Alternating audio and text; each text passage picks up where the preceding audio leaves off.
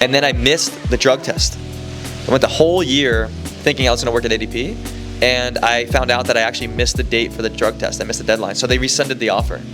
So upon graduation, I had no job offer. Hey, what's up, everyone? We're at a content house in Tampa, Florida. I'm joined by Vin Matano, President's Club winner, account executive at Demandbase. We have one microphone working, so I'm going to ask him rapid fire questions to answer everything you want to know about getting a tech sales job, succeeding in tech sales, creating content outside of the office. So Vin, let's start with, in 2023, what did you do in order to qualify for President's Club? I hit 160% of my number this year, closed like 1.2 million in revenue. How did you do it? Well, you know what? I actually closed less deals this year, but they were at a higher value. So I closed like 4 six-figure deals, annual ARR, which was like definitely an improvement from what I had from last year. So really like driving value to specific organizations, creating more of a product-specific offering. That way, there's more things they have to purchase, and also being personalized throughout your entire sales process, not just in prospecting. When you're running demos, making sure you're pulling things from the 10K, making sure you're pulling things from the prospect's LinkedIn profile, really grabbing their attention throughout the entire process. Many sales development and business development reps watch this channel who aspire to become great account executives one day.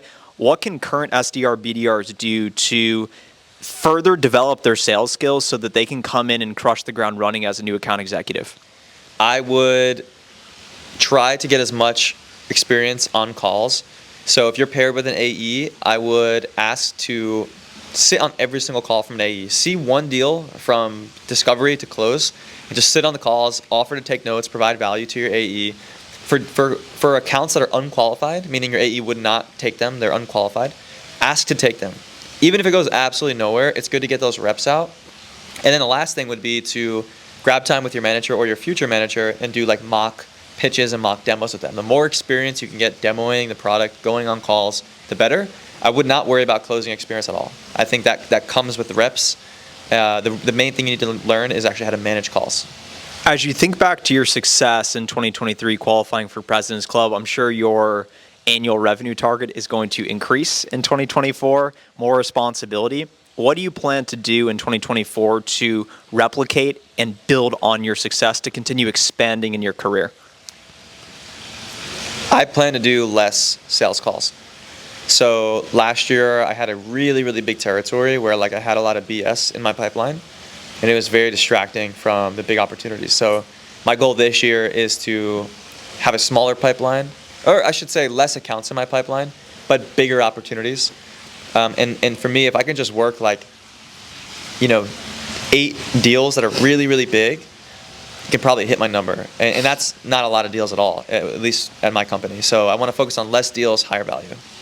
What you're describing leads me to think about the job application strategy of mass auto-applying, using LinkedIn to quick reply or just reply on a website to the job and then do it 100 times, versus identifying a tight list of 5 to 10 companies and opportunities you really want to work for. Can you rewind us back to how you got hired in your first tech sales position and what you would recommend someone can do today in 2024 to stand out to get hired into their dream job?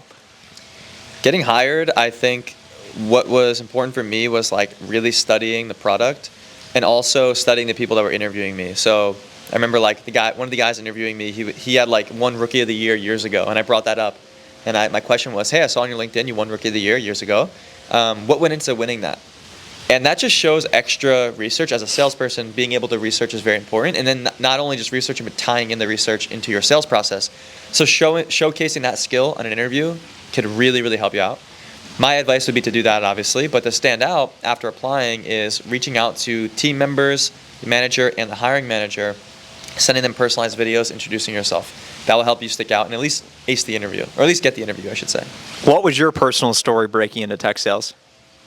My personal story breaking into tech sales was I actually got a job offer in the beginning of my senior year at ADP, selling on the road in my car to like garages and things like that, payroll. And I thought it was a good opportunity because I always heard good things about ADP, not knowing what the actual job was. And then I missed the drug test. I went the whole year thinking I was going to work at ADP, and I found out that I actually missed the date for the drug test. I missed the deadline, so they rescinded the offer. So upon graduation, I had no job offer, and I had to start from scratch. I did the whole senior year with my hands up with my head. It's like, oh, I got a job offer. I'm chilling. And then May, June comes around. They take my offer away. So now I'm at square one. I'm like, what the hell do I do? I started interviewing at some startups, and I thought that was a really cool opportunity to like learn about tech, and I like the sales process. And then I got introduced to Demand Base, and that was a really great fit because I do love marketing, so I can sell to marketers. I can be a marketer, but also close business. And it was just a really, really solid fit. I wasn't interviewing that much. Maybe I was interviewing 10 different companies. Some, even if they would take an interview, I would take an interview just to get reps, and I knew it wouldn't be a good fit, but I would just get the reps out. And then that would help me with the really big ones that I really, really wanted. You speak a lot about networking in a way to get a job, and that's something we're doing out here in Tampa at this Tech Sales Creator House event. It's how we met originally and linked up in Dallas and basically through LinkedIn and the internet. Now that you're a bit more established, tens of thousands of followers across multiple platforms, can you talk about the importance of networking and or positioning your personal brand outside of the workplace to then influence your work inside the workplace, but also your personal life? Creating a brand or an audience is like extremely important because it creates this magnet that attracts like-minded people to you, and it weeds out the ones that you're not aligned to. The biggest piece of advice I would give to someone that is looking to network and meet new people is don't wait for the plans, be the plans. Don't wait for the friends, be the friend. So what does that mean? Maybe you have no plans one night, you're sitting home, you're like, damn, I wish someone would have invited me out. Now you have no plans, you're sitting home, maybe you feel alone. Maybe you're waiting for something, right? If you were that person that actually initiated the plans, you hit the friend up to go out. You actually put together an event. Like for me, I wanted to create networking events for people in tech centered around fitness. I did that. I put that together, and I got to meet a lot of really cool people doing it. So don't wait for the plans to happen. Don't wait for other people to set them up. You initiate it, and you set the plans up. You invite people out. You be the friend. What are your content aspirations in 2024? Grow on YouTube. Venture outside of this tech sales niche, although I obviously love it, and that's my day-to-day job. Be more of a lifestyle creator, work with more D2C brands as well as the B2B brands as well, and really grow outside of that tech sales niche. As you think about closing the loop on the tech sales niche, what have you observed in the market, and how is tech sales changing from 2023 to 2024 in your opinion? Budgets are a lot tighter. You're going to have to get approval from finance, from CEOs. And so you really need to practice on driving value and creating a business case. In the past, you could get a deal signed without even talking to the executive team.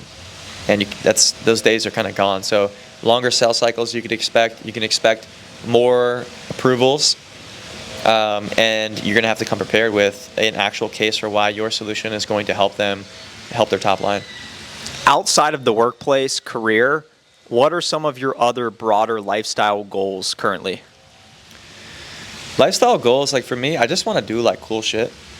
Like I want to look back on my life when I'm like 80, 90 years old and be like, I lived an awesome life. So that includes adventures, that includes travel, that includes challenges. So, I'm signed. I've ran a marathon before, but I signed up for the Chicago Marathon. That's a new experience for me.